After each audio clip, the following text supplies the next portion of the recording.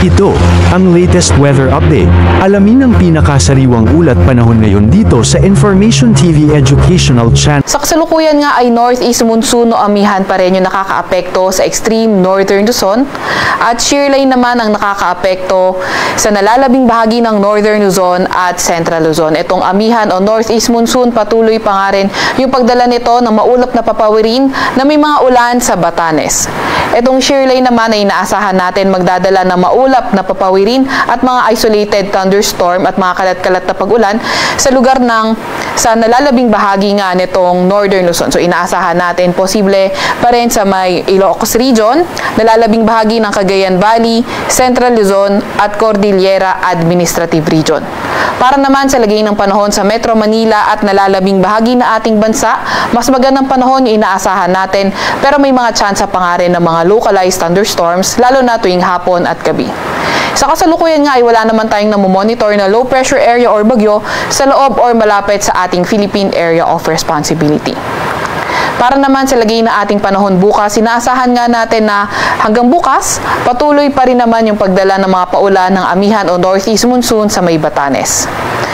Samantala itong shear line, patuloy pa nga rin yung paulan sa may silahang bahagi ng Central Luzon, particularly na dito sa may Aurora, sa nalalabing bahagi ng Cagayan Valley, Cordillera Administrative Region at Ilocos Region. Kaya ingat pa nga rin sa mga inuulan lalo na nung mga nakaraang araw pa sa mga banta ng pagbaha o hindi kaya pagguho ng lupa.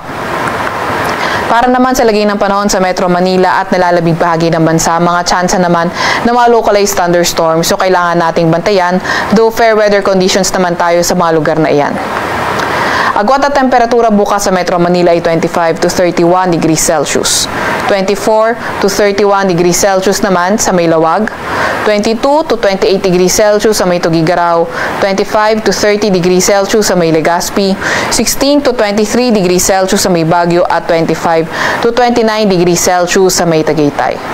Agwat naman ng temperatura bukas sa Puerto Princesa ay 25 to 32 degrees Celsius at 25 to 31 degrees Celsius naman sa may Kalayaan Islands.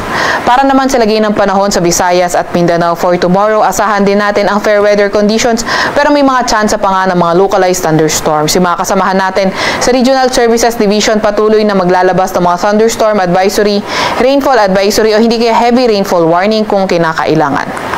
Agwat ang temperatura bukas sa Iloilo at Tacloban ay 24 to 31 degrees Celsius. 25 to 31 degrees Celsius naman sa may Cebu. 24 to 33 degrees Celsius sa may Zamboanga. 34 to 31 degrees Celsius sa Cagayan de Oro at 24 to 32 degrees Celsius sa may Davao. Meron din tayong nilalabas na weather advisory. Ito ay updated as of 5 p.m. today. So asahan natin ang heavy to intense na mga pag-ulan sa Cagayan. Kabilang na nga ang Isabela. Kapag heavy to intense yung mga pag-ulan, 100 to 200 millimeters. Posible na mga pag-ulan, numerous flooding events likely sa mga areas na urbanized, low-lying o malapit sa river at mga landslide. Likely rin yan sa moderate to highly susceptible areas. Samantalang moderate to heavy na mga pag-ulan, 50 to 100 millimeters of rain sa Apayao, Kalinga, Mountain Province at Ifugao. Kapag moderate to heavy yung inaasahan natin pag-ulan, localized flooding, posible mainly sa mga urbanized, low-lying at near rivers at ang landslide, posible sa mga highly susceptible na mga lugar. Bukas naman ng hapon hanggang Sunday ng hapon, asahan natin yung heavy to intense na mga pag-ulan, Cagayan, Isabela, samantalang moderate to heavy na ulan sa Aurora, pati na rin sa may Apayao. Sunday afternoon to Monday afternoon, asahan naman natin moderate to heavy rains, Isabela at Cagayan.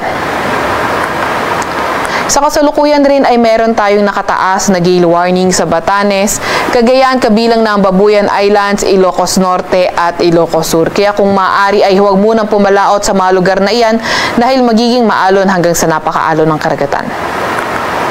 Para naman sa 3-day weather outlook ng mga pangunahing syudad natin, may kita natin Metro Manila at Legazpi until Monday, fair weather conditions pa rin naman na may mga tsansa ng mga localized thunderstorms. Pero pagdating ng Tuesday, although fair weather conditions pa rin, mga may hinang pag-ulan na yung inaasahan natin.